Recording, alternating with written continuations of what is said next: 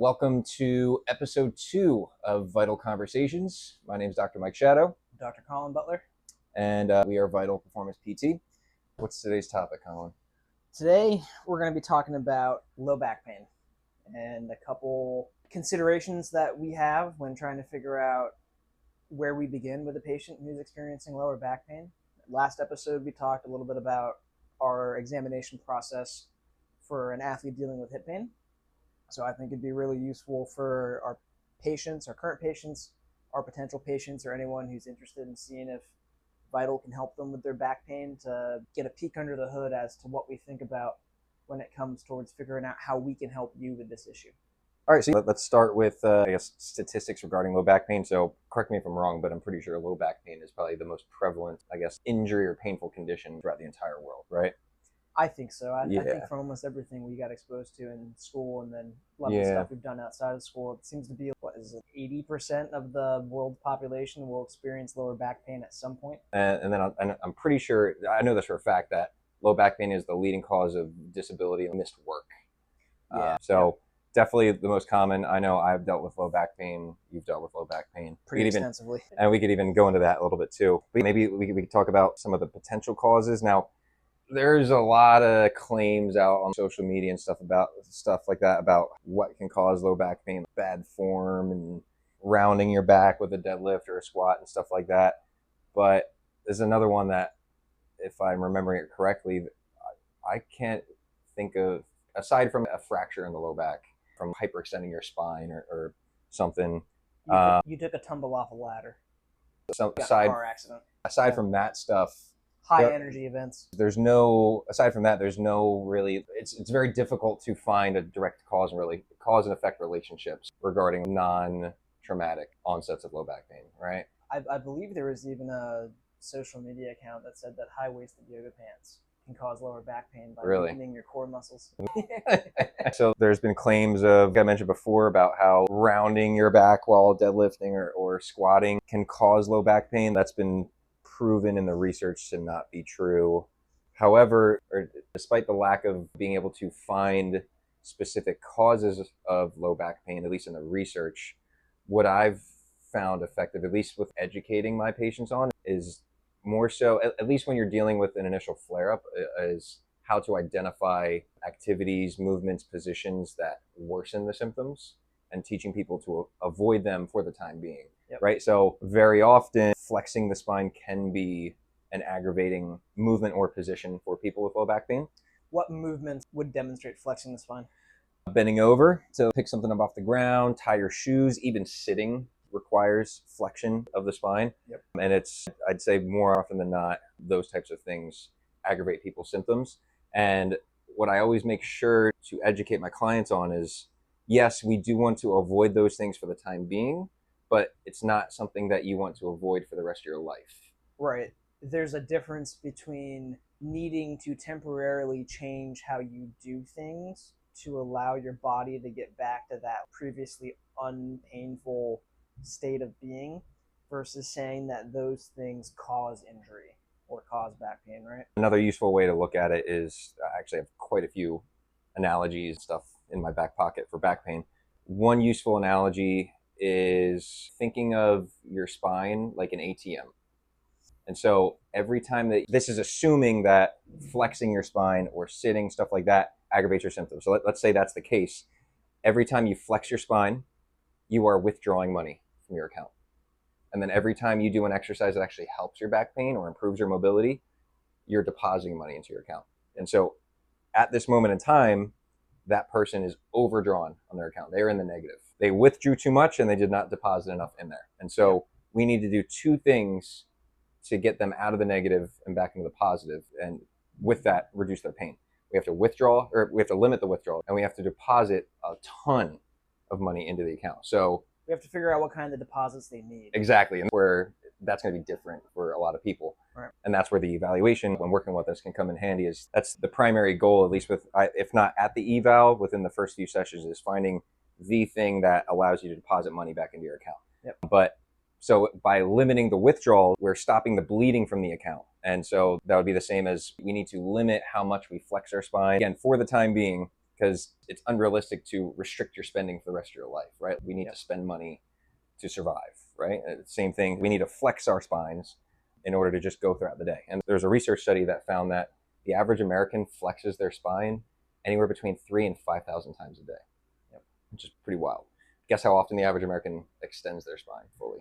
Less than 100. I think it's the max is 10 on average, if that. Because how many times do we arch all the way back like that? It's very rare. But we can get into extension stuff a little bit later. But I got one more analogy.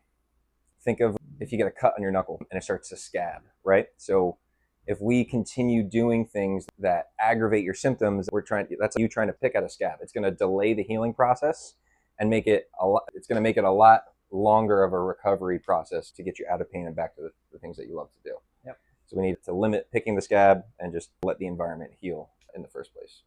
And that can even be more than just thinking about some everyday considerations with your activities of daily living, right? Even when we get to the point of someone is out of pain day to day, but they're not able to completely return to running, to the style of physical training or exercise that they like to do without having back pain reoccur. We can even start to figure out at a higher level what are some different tasks that tend to correlate with a patient having symptom occurrence or amount of those tasks, to try to figure out how, when we are building someone, when we're creating a plan to take someone from doing some of the exercises that got them out of pain towards getting back to, let's say, doing jiu-jitsu, right? Or playing hockey or playing basketball or just getting back to lifting in the gym, right? How can we start to figure out, I think they're called asterisk signs, right? Can we find any patterns or correlations between certain activities and movements, and that we'll talk about directional preferences, right, for a person's lower back pain. So I think this leads us in really well to what is a directional preference and why is that something that we're almost always going to examine with a person who's coming to us for help with lower back pain. So if a new client comes in for an eval, my first goal is to figure out whether or not they show signs of them having a directional preference. And so what a directional preference is it's essentially a patient or a client, when they move their spine in a specific direction, either repeatedly or hold it for a sustained amount of time, does that either improve the intensity or change the location of their symptoms, and or does it change their range of motion? So let's say someone had really bad low back pain, let's call it a 6 out of 10, and I had them do a specific exercise. And let's also say that they were very limited with being able to bend over and touch their toes. I would have them try a specific exercise, moving their spine in a certain direction over and over again, or holding it for a sustained amount of time, between 3 and 5 minutes, usually for the lumbar spine. And then afterwards, we retest the range of motion. If their mobility improved, or if their symptoms were reduced, or they might even report signs of what's called centralization. Those are all things that indicate that there is a directional preference present.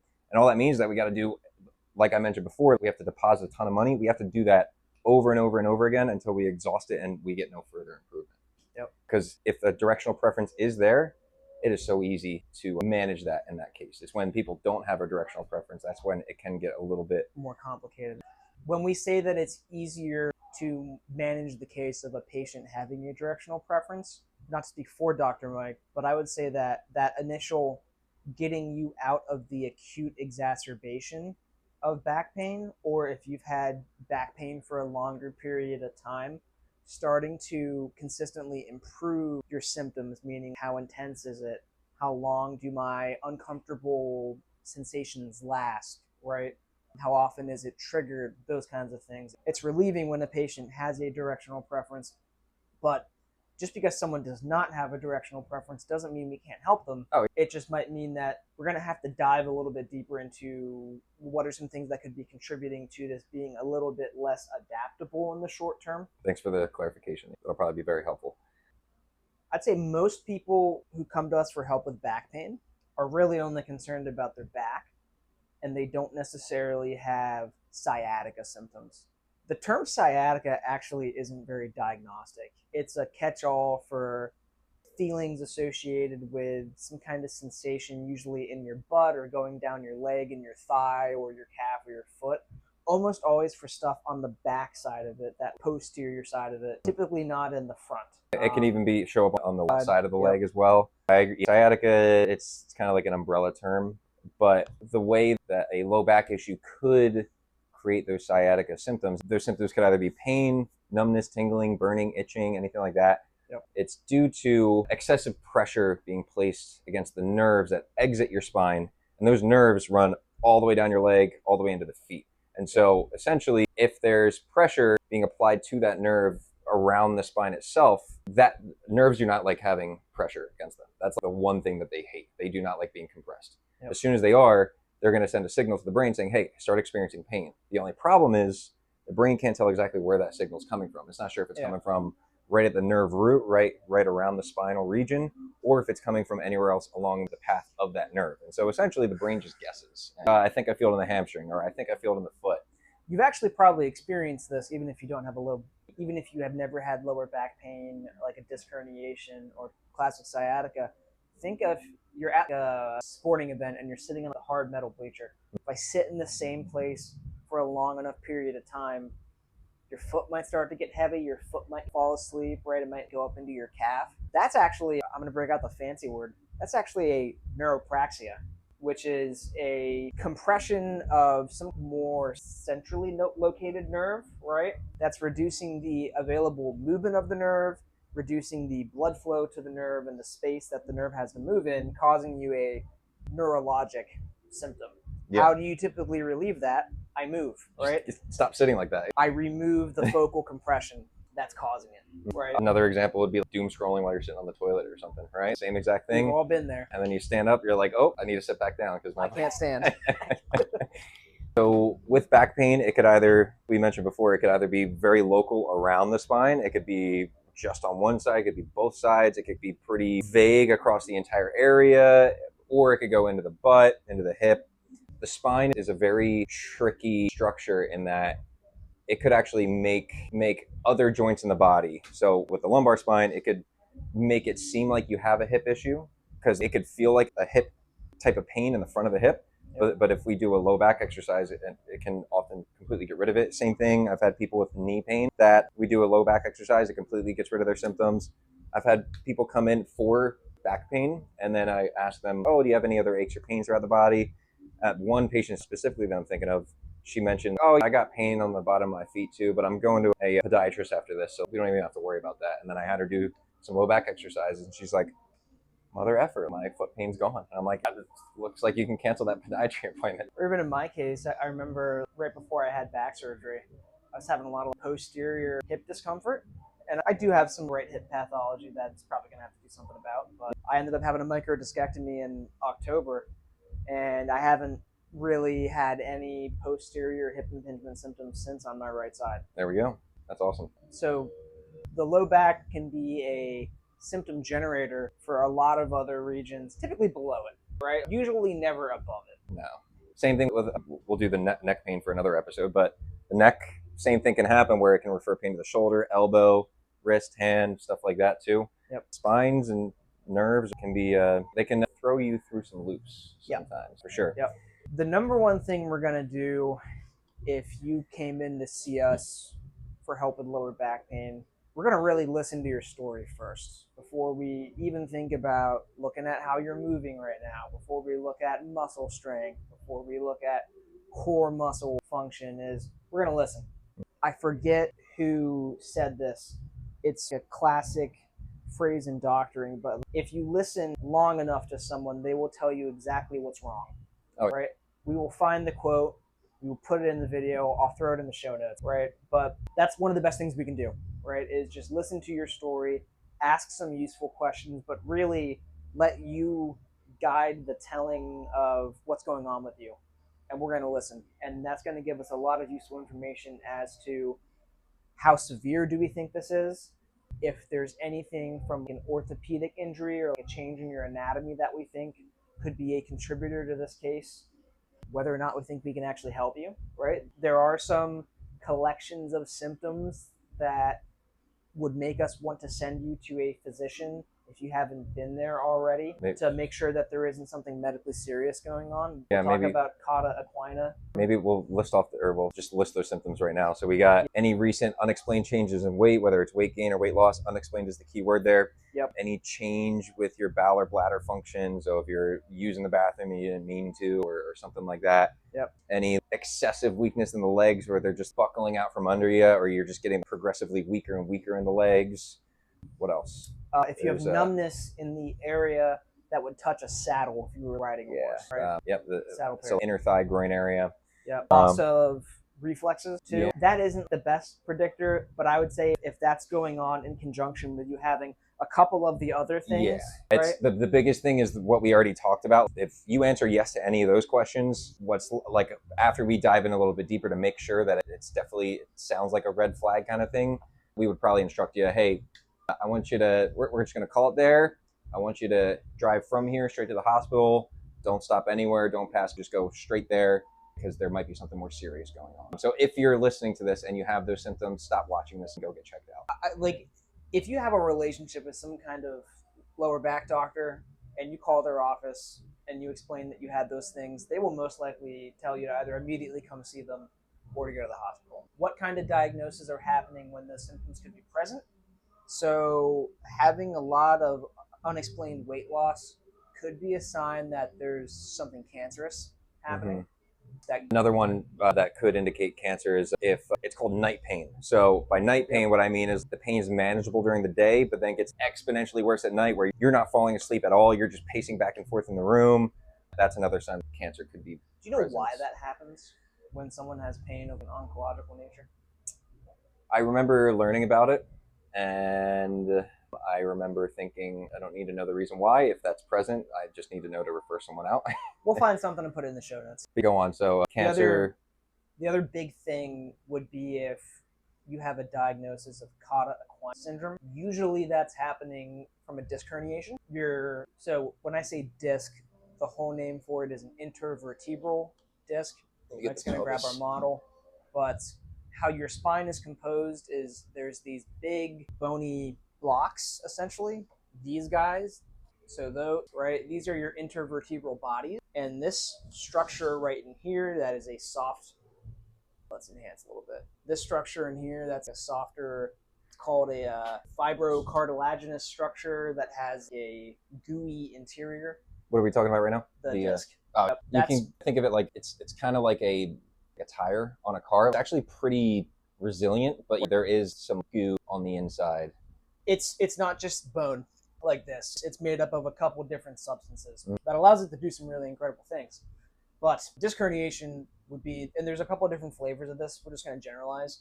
A disc herniation would be when a part of the inside of this has now exited the container. Right? It can go in different directions. Think of, now this isn't the best analogy because our discs are not jelly donuts, but imagine if we had a jelly donut sitting right here, and if I just slammed on one end of that jelly donut, the jelly is going to go out the other end, right? And so that's essentially what can happen with a disc, but it would take more force over extended periods of time over and over and over again for that to happen. Again, aside from like a car accident or something, it doesn't just spontaneously occur. What were we saying? Equina. So that's going to be when you have a specific direction of disc herniation, which you can't control. It's just what happened, right? But it is causing enough compression on a specific part of the neurovascular bundle. So it's not just nerves back there, right? There's arteries, there's veins, spinal cord. This is a spinal cord compression, typically below a certain level. Right around T12, L1-ish area. Where that central compression is what's causing those loss of reflexes, that muscle weakness. If it continues over time, it can cause a more permanent loss of function. I would say we will look at what the frequency is of disc herniations that cause cauda equina. It's pretty low, right? It's very rare. It's common enough that people have it, but the vast majority of people who've been diagnosed with a disc hernia don't have all of those symptoms. Just to reiterate, it's not just one symptom. Just because you have weakness in your leg does not inherently mean that you have cauda equina symptom. It's this collection of all these things happening at the same time that we're also not diagnosing this, right? We're sending you to a physician. You're going to do some kind of medical imaging, probably a magnetic resonance image, an MRI, they're going to make the diagnosis. But our job is to figure out, can we treat you? Do we think that you are is it safe safe for us to Yes. treat you? Are we the person you need to see right now? If we're not, we love you, but you need someone else. Those would be the two main things from something is going wrong in your anatomy standpoint where we're not the person for you right now. One more that I just thought of. Yep. If your back pain, if it's pretty local around the spine somewhere, and it's this constant pulsating type of pain, that could be indicative that you have a abdominal aortic aneurysm, right? It's this unrelenting, or maybe you might notice if you exert yourself through exercise, your heart rate starts increasing, that pulsating pain gets stronger. That could be indicative of an issue with the artery that runs down and supplies blood to your legs. I guess there's also some cases where you have different things going on with your kidneys that could refer you to lower dull grade back pain. The things that would make me think that is if a patient mentions, I've had some stuff going on with my bladder or my bladder function and this is feeling it, and they don't have a directional preference and we can't really aggravate it with anything. It's got a really weird pattern of occurring. That might be I'd like you to go see your doctor conversation. Yep, definitely. Yeah. Most important thing we can do is make sure that we don't think there's something serious going on and we think it's within our scope. Yes. Or it is an issue that we can improve with understanding your condition, what aggravates it, what makes it feel better, and through a movement and exercise and education prescription. I like it. So once we figure out whether or not you are safe to treat and we feel like we can create some changes, that's when we'll get into the assessment part of things. So things that we would look at are honestly pretty standard across the board of whether you're dealing with a low back issue, a hip issue, knee issue, whatever. We're still going to want to look at how do you look when you squat. We would look at how do you look when you bend over to touch your toes. How does your rotational mobility look? How can you move the area that's hurting? Yes. If you come in with knee pain, we're going to look at how does your knee move when we move it? How does your knee move when you move it?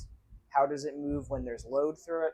And then maybe a little bit more specifically regarding the low back, not just flexion, looking at your toe touch, but I'd also want to look at how well are you able to extend your spine or bend backwards? Yep. And then how does your mobility look when trying to shift side to side? So there's actually two ways that we can assess your side bending range of motion. So there's either just the traditional side bend of trying to drag your hand down the outside of your leg.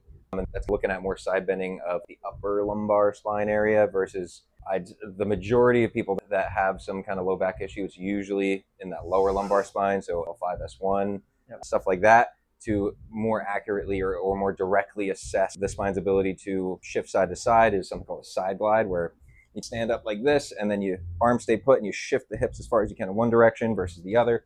How does that look side to side? And throughout that assessment process, we're figuring out, how does that feel for you? Does it make your pain better? Does it cause your symptoms to move either further down the leg or closer to the spine? So some other things that we would want to look at are your hip range of motion, especially because there's always factors above and below a painful area that can contribute to your symptoms. So just because you are dealing with low back pain or you're coming in for low back pain, that doesn't mean the low back is the source of the symptoms. It could very well be that the low back is more the victim of the situation and not the culprit of why it's happening in the first place. And that goes into the importance of trying to uncover some of those root causes of your issue. So we would definitely want to look at your hip range of motion, because if you can't move at the hip, your body is really good at following the path of least resistance. So if it's getting resistance at the hip, it could very well put more stress on the spine to get the same job done. It doesn't care how you achieve a specific movement. It just cares whether or not it can do it and whether or not it can stay upright while you're doing it at the same time and not fall over, right? So we would look at your hip range of motion.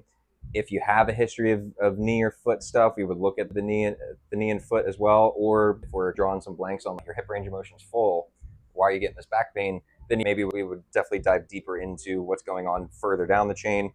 We would also look at your shoulder range of motion as well, because we essentially use it like a proxy measure for how you're holding your rib cage up in space or how you're managing your upper body and how that's positioned. Because if you're getting pushed forward in space, your rib cage is falling forward like that, that can lead to excessive stress on the low back as well. It can definitely change how it moves. Yes. Right. That's a better way to put it. Yep. But we are inside a training facility, Stellar Athletics. So if we were looking at a fitness going individual who really just wants to train in the gym, right, we're always going to do our local assessment of the lower back, ask our important questions, check out your sensation, check out your reflexes, just to make sure there isn't anything unexpected. But we might have to look at your rib cage mobility, your middle back mobility, how it can move, your shoulder mobility, to start to see, is there one area of your body that has significant changes in range of motion that your body's moving around to get the job done that could be relating to some specific movements in the lumbar spine that maybe our assessment revealed is symptomatically inducing to you. That's a good way to put it. And then from there, if there's sometimes where we can't figure out what movements aggravate your symptoms, right? Or some people might say, I can get through my entire day, I don't have any issues whatsoever, but anytime I put X amount of weight on the bar and I try and do a barbell row or I try and do a back squat or a deadlift, that's the only time that I feel it. In those cases, after we do some of the local assessment stuff, we'll go right out into the gym and we'll start just loading the bar until we can figure out what your body can tolerate pain-free and what that limit is of this is where you have to cut it short. And that actually helps with our programming for you as well. We need to stay at this weight for now. And then once we build your body's tolerance, then we can start progressively increasing the weight to move past that prior threshold of what used to cause you pain. We'd call that a capacity issue, right? So we've covered what we would look at in a acute situation when it's new. The word acute just means new, right? The word chronic, which I think is a little scary. Chronic just means it's been going on for longer than... I think 3 months is the cutoff there. Whoever made that cutoff. Where do they come up with 3 months? We don't know. But chronic just means it's been around for a while. Acute means new. So we've gone over what might we be looking at if you have a new episode of lower back pain. What might we be looking at if you're really good day to day, but you have more specific task-oriented pain, right?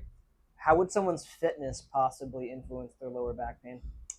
So you mentioned the capacity side of things, right? And so that could either be a strength issue, but it could be more so related to your cardiovascular fitness and your fatigability. So if you're going through a workout and you start to get tired, you'll end up reverting to maybe a handful of ways to move. Changing how you're moving. And so you'll start limiting how you complete a task, and that can end up putting more stress on one area kind of consistently over and over again. And that could result in back pain as well. Or just your ability to just maintain range of motion. So if someone goes through a really stressful workout, right, it's high intensity, and when you tend to work out at higher intensities, it tends to cause you to start restricting your range of motion. That way you can continue to perform at a higher level. And when you start losing range of motion, just like we mentioned before, your body's going to get that movement done regardless. It does not care what's going on. It'll get that range of motion from somewhere else if it's not getting it from the joint that it needs to, right? Is there anything else you would add there? One simple way that we might assess whether we think your general fitness is an issue, and this would apply even to an athletic population, but especially to someone who you might be considered a member of the general population in that you're not a regular athlete of a sport, right? Maybe you don't have a lot of intensive training history, which just means a lot of formal in the gym exercise history. We would look at your resting heart rate. Easiest one to look at. If a pretty good place for your resting heart rate to be would be between 50 and 70 beats per minute. If we assessed it completely at rest, you didn't just get done running in here, right? You've been sitting in the chair for a while. We strap you up with a heart rate monitor. We put the ball socks on your finger, thank you. And if you're consistently resting in 80, 90, 100, there's a really good chance that some kind of aerobic exercise is going to go into your rehab program.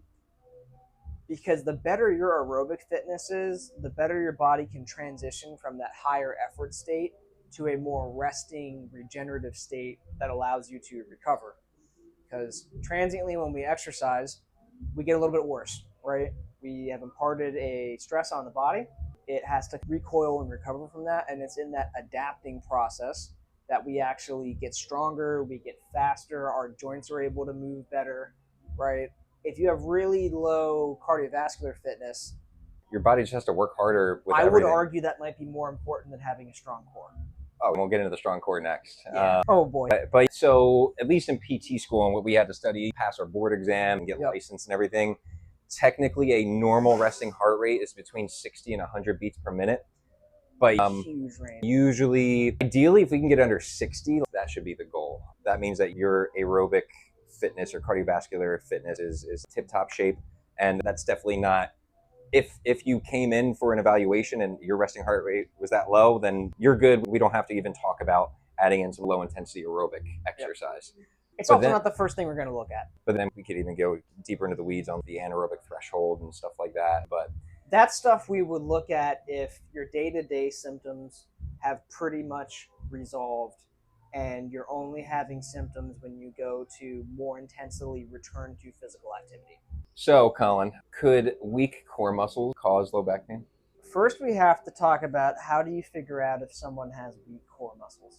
Is there a relationship between ways that we can clinically study muscle force production and lower back pain? Yes. Is it possible to say that weakness in these muscles causes lower back pain? That's where it gets really murky, right? We will find the studies we're thinking of. Think about, let's say you were playing lacrosse, all right, and you're a relatively strong, healthy lacrosse player, and you take a shot into your quad, right, below the padding, and it hurts to contract your quad. It hurts to move the joint. You're probably not going to be able to do a max effort knee straightening, knee extension, right? Because it hurts.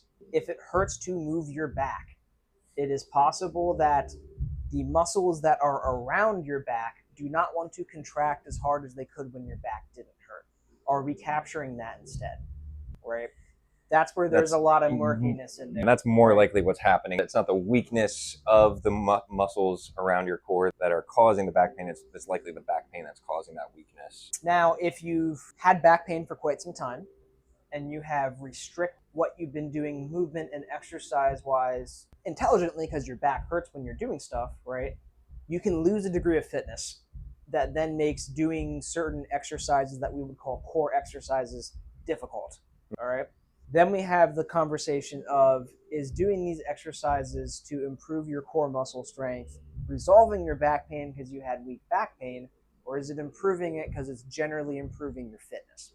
We could even get into doing side planks, bird dogs, dead bugs, and stuff like that. Yep. That you might, if you go to PT and they have you doing those things and you start noticing, oh, my back pain is actually getting better. It's improving. I'm feeling less pain. It's less frequent, whatever. It's likely not that things are strengthening around it. It's likely that those exercises are just, they're a lower level, right? They're not as difficult to perform. They're not as taxing on the body. And it's probably just reducing the overall load around the spine. Yep. That's actually making it feel better. It's They're within your envelope of function. exactly. Now, and that's why a lot of people that go the traditional PT route end up having a recurrence of low back pain, or they just have an additional episode of low back pain. It's because their PT stopped after they did clamshells, bridges, side planks, bird dogs, and stuff like that for 6-12 weeks. So their back pain resolved because they reduced the load on the spine. Yep. However, they didn't work on improving the tolerance to exercise and load. So adding in squats, deadlifts, and stuff like that, but doing it in a progressive way to not flare those symptoms up. If that was missing from your rehab program, it's very likely that eventually you're going to do something that is going to exceed what your spine can tolerate, and you'll end up with another flare-up of low back pain. There is a useful diagram that I will draw for some patients that looks like a graph with the y-axis and the x-axis that I call the load versus capacity conversation, right? And it encompasses some of the non-movement things that can impact your capacity. So if this is our graph, right? This is my y-axis, this is my x-axis. I'll draw the capacity line somewhere on it and just say that this is the total amount of stress that your body can tolerate right now before you have symptoms.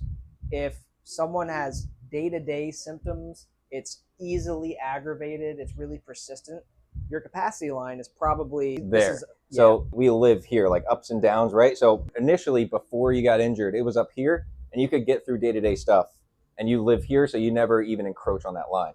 Yep. But when pain occurs, you did something that exceeded that, and because of that, that line got lower. So now every day-to-day activities are now surpassing that and causing symptoms. So now, if I have someone who, when I do my examination on them, moving the spine in flexion or extension or side to side is painful, or there's not a real consistent response, but I want to find a way to give them something useful, it is shown that doing exercise generally is pain relieving. Right? Literally any exercise. If the only thing you can tolerate is doing our classic core exercises, our dead bugs, our side planks, our bird dogs, Allof presses, things where there's not a ton of excursion of the spine, but you still feel your muscles contracting, if that's all you can tolerate, there's absolutely nothing wrong with that being a part of your program. It's moving you, you feel like you're doing something, we're probably getting some of that exercise-induced pain relief. If we have to live there for a while in order to get that capacity line start going back up, for things to calm down, for us to be able to go a little bit above and beyond it and have that capacity line stay a little bit higher, there's absolutely nothing wrong with that. The only time that me and Dr. Mike would probably argue that it's not useful is when doing that stuff is not consistently changing your pain. I agree. Right? The people who say that I've been doing these exercises for 9 months and I feel exactly the same.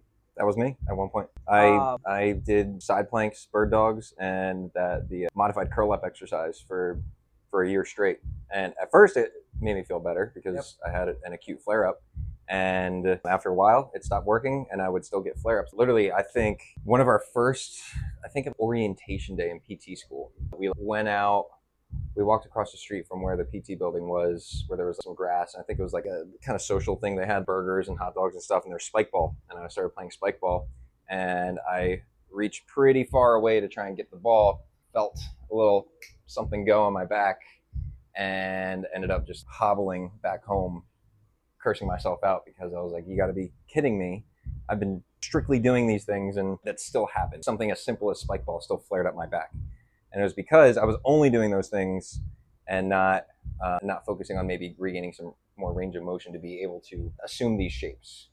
Really good analogy. Lots of those core exercises are performed under the explanation that your spine is unstable and we need to make it stiffer. I think everyone should have the ability for their spine to be able to resist movement if necessary, right? If I only told you to straighten your knee and keep it straight for weeks, months, years, when you go to first bend it, you're going to feel really weak, right? Very stiff. Yeah. It would be easy to say, oh, my core is just not strong enough. I need to keep doing what I'm doing, right?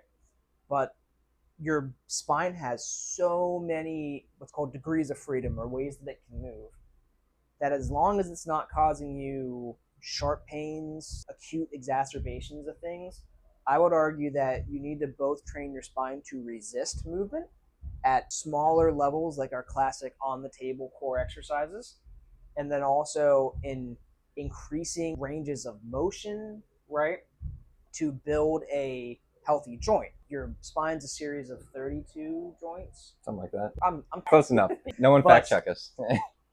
If you only trained your knee to stay completely straight, you wouldn't expect it to be strong bending it, right? Just like every other joint, we want to be able to have it comfortably move in every direction. Your spine is no different. So I think we've talked about the myth of core stability, right? Why those exercises and that train of thought can be useful for some patients, why that can be holding some patients back in their recovery, right? How your general fitness can contribute to lower back pain, how we would very superficially assess that to see if that's something we need to go down. What else have we? Where else should we go? We're getting what? So that might actually 52 minutes. That might be a good place. If there's anything, if you've made it this far, maybe the 3 or 4 people that have made it this far, we'll do what Bill and Chris do. Name in the comments who's your favorite comic book hero and why. I like it. What's yours? I think mine's Doctor Strange. That's a good one. Because I feel like Doctor Strange in the clinic a lot. Oh, that's a good one. Mine was always Spider-Man. Nice. Spider-Man was always that, and Batman too. Spider-Man is probably Batman when the superpower is being so rich. All right. What's your superpower? Money. That wraps up episode 2 of Vital Conversations. Thanks for tuning in if you made it this far, and catch you on the next one. See you at the next one, guys. Thanks for watching.